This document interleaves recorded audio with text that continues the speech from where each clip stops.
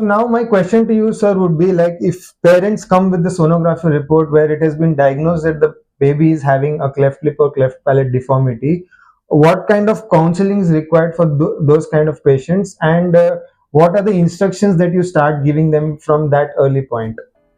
Yeah, so most of the time when their sonologist diagnose baby with the cleft lip and cleft palate deformity, usually parents are not familiar with this kind of a terminology and they don't know exactly what is cleft lip and cleft palate patients.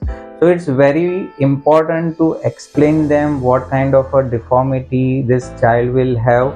Maybe we can show them the photographs of earlier patients so they can understand what kind of a deformity their child might have, and what kind of a challenges they are going to face once the child is born, like what kind of a problem they may have. For example, they may have a feeding problem, they may have some hearing problem, and of course which specialty they need to go and meet for the complete treatment of their child. So basically preparing this parents for their upcoming child's care is very important. So prenatal counseling basically involves to explain them about the deformity and their future complete treatment plan.